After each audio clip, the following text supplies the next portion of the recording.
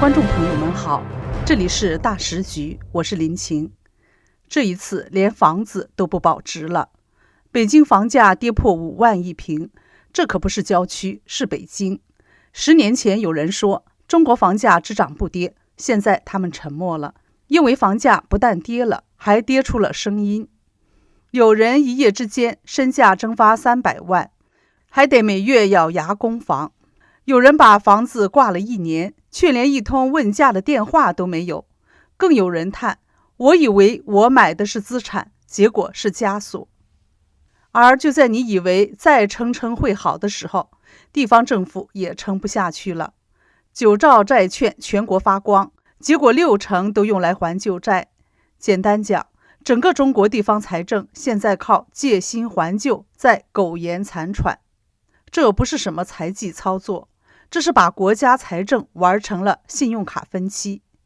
再往下看更震撼，城市的灯一盏一盏在熄，星巴克、85度、汉堡王一家接一家关门，甚至星巴克干脆宣布把中国业务60%股权卖了。你没听错，那个中产象征的星巴克决定撤离中国市场，30年打造的品牌如今一声不响的转手。这不是投资调整，而是信心撤离。房价崩了，债台高筑，品牌跑路，中国这场静悄悄的崩塌正在从每个人身边开始。你还以为只是生意冷，其实是整个时代在退潮。今天我们就要带你看清这个时代的裂缝是怎么一步步撕开的。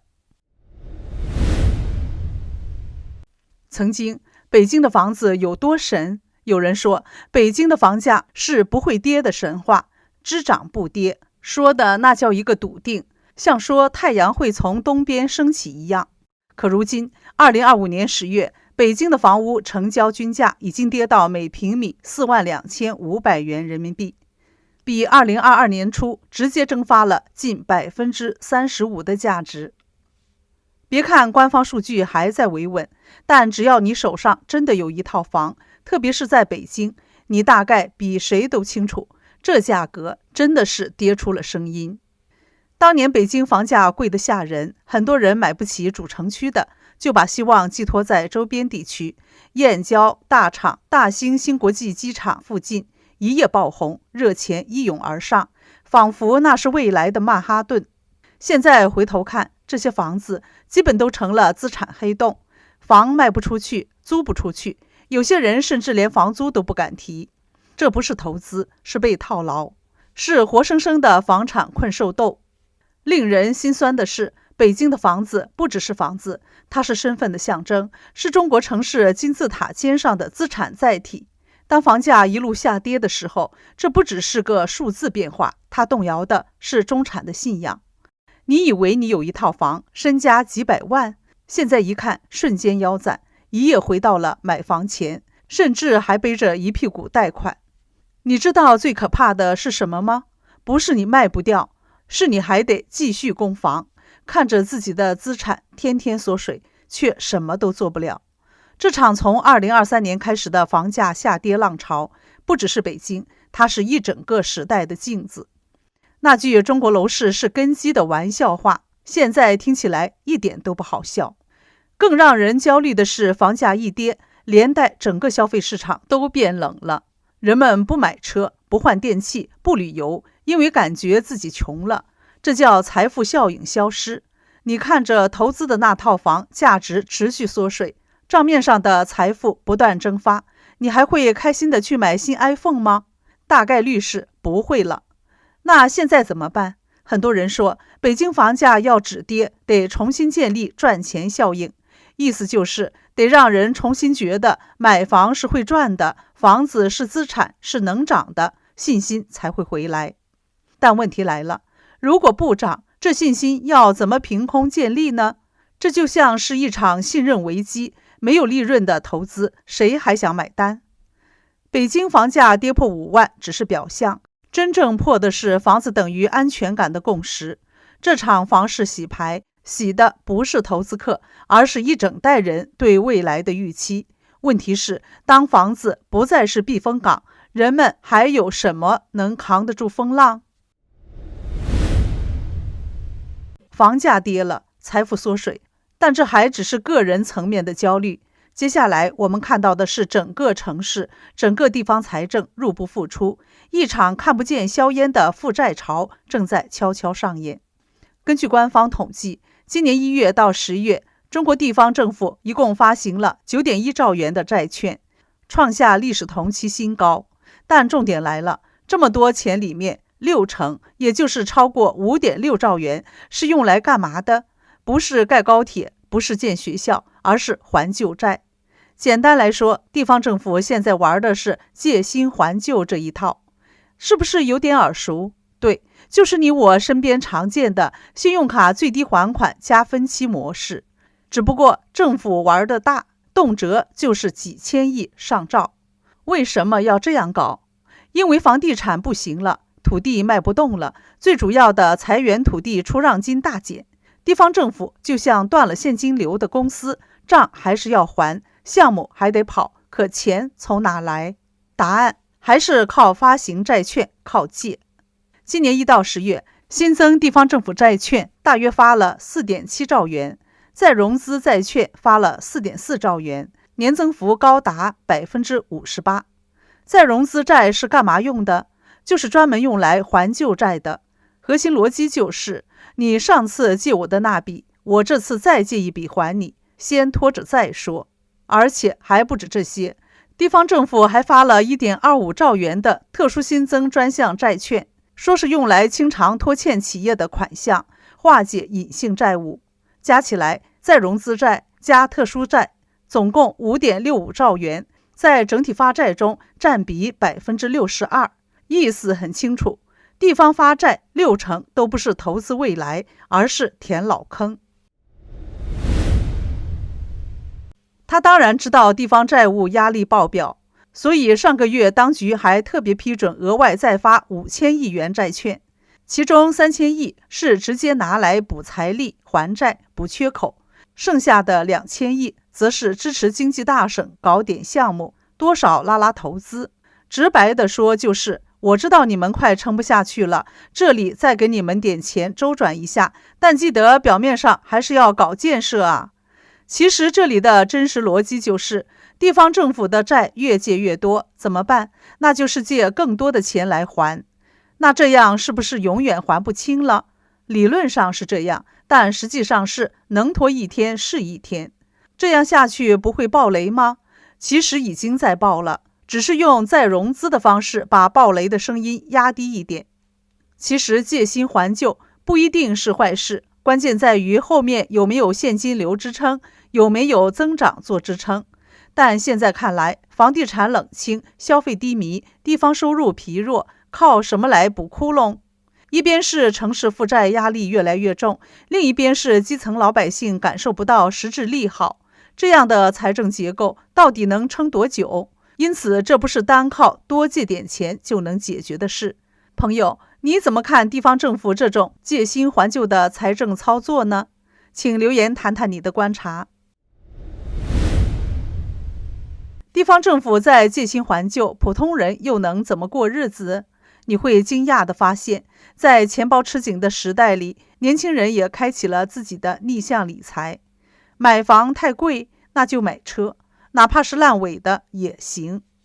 没错，企业都破产了，官方 APP 关停，售后客服失联，但年轻人还是抢着买，不是脑袋坏了，而是预算只有10万，我现在就要一辆能跑的车。这些烂尾车配置并不差，宁德时代电池、高通芯片、双叉臂悬挂，7折出清，像不要钱一样。一位买家说得很直白，我买的是宁德时代的电芯，不是这个牌子能不能活过来。车厂亡了没关系，只要电池不衰减，悬挂没异响就能上路。你看，这就是如今中国年轻人活下去的智慧，只看硬件不谈未来。但这种抄底式买车的背后也藏着一大堆风险。首先，车坏了你去哪修？厂都没了，零件去哪找？维修中心成了废墟，车机系统瘫痪成智障屏幕， APP 登不上，远端也没人理你。你还得接受一个事实，这车一旦坏了，可能就报废了。就算只是个小问题，也可能变成大麻烦，因为零件买不到，保固无效，保险拒保。知乎上一位搞汽车配件的专业博主举了个例子，一个进价5块的小零件，当市场只剩下2家卖的时候，他敢卖你300。你会说这简直就是抢劫，但对不起，你要是不买，你的车就是一堆废铁。这种刚需市场根本不讲人情，只问你要不要。更夸张的是，这些车可能连车险都买不了，因为保险公司也怕，这种品牌已经上了黑名单。有些地区甚至直接明说，这个牌子的新能源车我们不保，别来问了。最讽刺的是，有人还质疑，这背后是不是媒体在带节奏，在忽悠人买烂尾车？就像那篇文章说的，烂尾楼不好卖了，没事，我们现在推出烂尾车，买不起房没关系，先买个不能修的车，过过汽车梦的瘾吧。但话说回来，这些抄底年轻人真的傻吗？或许不是。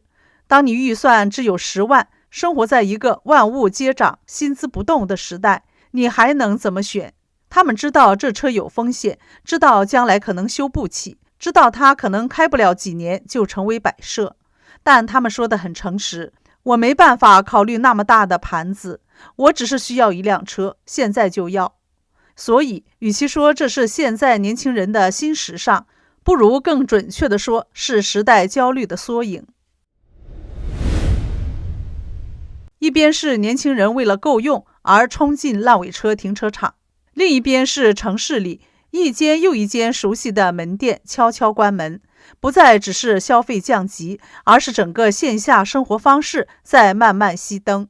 一周内就有至少33家门店关闭，涉及32个品牌，平均每天有5家门店说再见，显示的是一场结构性的退潮。而这场关店潮里，关的最多的是我们最熟悉的那一类餐饮店。想吃汉堡王，无锡的那家你常去的店没了，开了12年的老店说关就关。全中国半年减少了107家，从1474家掉到了1367家。再看看肯德基，南京新街口正红门店开了快30年也熄灯了。这些国际品牌都撑不住了，那小品牌呢？根本连新闻都上不了，直接人去楼空。有人说这是疫情后的正常调整，消费回不来，租金太高，员工难请。但浙江一位学者说得更直接，经济不好，中产缩水，公务员欠薪，基层失业，大家都只花刚需。吃饭这件事从今天吃点好的变成了能吃就好。所以你会发现，便宜的面馆还活着，贵的牛排馆先走了。不止餐饮，烘焙业也在崩塌。你还记得85度吗？那个85度咖啡蛋糕烘焙专卖店，你大学时代常买的品牌，在北京已经全线退出。最后一家在10月31号也正式关门了。14年过去，北京再无85度。它的黄金时期有超过500家门市，如今只剩约400家，而且还在收缩。业界说得更狠，这个行业进入了缩量时代，就连中产刚需象征的咖啡店也撑不住了。星巴克，一个在中国曾经被视为生活方式标配的品牌，也在关门。太原首家星巴克10年老店11月1号关门大吉。近年来，星巴克在中国已关了超过20家标志性门店。为什么这些品牌扛不住了？红餐网的一位分析师说得明白，10年爆发，底子虚，竞争激烈。全中国有超过900万家餐厅，但实际消费力根本撑不起这么大的体量。简单说，就是大家都开店，但没那么多人吃饭。更不用说如今经济大衰退，人们都要捂好自己的钱包了。所以不管你是老字号还是新品牌，开不起、养不起、撑不起，就只能退场。而且这波门店熄灯潮不只是冲着吃的来，超市在关，书店在熄灯，教育机构没声音，连服饰、健身房也在一间间消失中。你会发现，整个城市的街角变得更空，夜晚的霓虹灯也不再那么热闹。我们正经历一场静悄悄的改变，而可能很多人甚至还没意识到。当中国的实体门店在关闭，中国的消费市场究竟发生了什么？而这场变化不只让本土品牌洗牌，也让国际企业重新估算风险与未来。接下来我们要说的是一场低调但规模巨大的离场美企正在撤离中国。星巴克11月3号宣布，将中国业务60%的股权以40亿美元出售给博裕资本。你可能以为这只是一场正常的资本操作，但如果你往回看这几年的趋势，就会发现这不是孤立，而是一场安静的系统性的撤离。星巴克30年前进入中国，曾经是中国中产咖啡生活的代名词，开设有8000家门店，把拿铁变成一种城市习惯。但这几年，瑞幸们崛起，平价咖啡大军压境，星巴克失去了定价权，也失去了速度。中国区销售连续2年下滑，市场份额被不断瓜分。星巴克今年5月就开始找买家，现在终于找到了，一边卖出60%的股份，一边还保留品牌授权和40%的控制权。这像不像是体面离场？其实，星巴克只是这场美资撤退潮的最新一员。我们来快速盘点一下，这些年离开中国的美国品牌有多少你熟的不能再熟了？百思买曾经是中国高端电器零售的代表，结果抵不过激烈的中国价格战，把旗下184家店卖给了中国地产商，转身走人。优步没多久就败给了滴滴，在2016年整个中国业务卖给了滴滴，退出这场本土化竞赛。麦当劳2017年把中国和香港的大部分业务卖给了中信和凯雷，套现21亿美元。虽然2023年又回头买回一点股份，但主导权已不在手上。百胜，肯德基和必胜客的母公司，早在2016年就把中国业务切割出来，百胜中国变成了一家单独上市公司。亚马逊，电商玩不过淘宝、京东、拼多多，2019年直接关闭中国站，云服务业务也因监管问题，把中国实体资产都卖了出去。盖普卖了整个大中华区业务，打包交给宝尊电商，直接退出时尚快销市场。这一波操作，如果有个群组名字，应该叫离开中国大联盟。原因看起来很多，其实都指向2件事。第一是经济账算不过去，激烈竞争，利润变薄，中国本土品牌崛起，消费者越来越精，销售数据不看好，投资者压力山大。第二就是营商环境变数增高，中美贸易关系紧张，政策监管不确定性大，资本进出越来越难，风险难控。当这些来自全球的企业一个个选择减码退出，释放的是一个信号，中国市场正在失去它的全球吸引力。以前大家抢着来，现在大家悄悄走，是一场静悄悄的结束，还像是一场恋情的结束，两边都不再热情，冷掉了。你还记得上一次去星巴克是什么时候吗？对你来说，这些品牌离开中国是可惜还是无感？你怎么看这场品牌撤退潮？欢迎在视频下方留言。这里是大时局，感谢您的陪伴与思考，请订阅、分享并打开小铃铛，一起在动荡中坚守真相，在黑暗中点燃希望。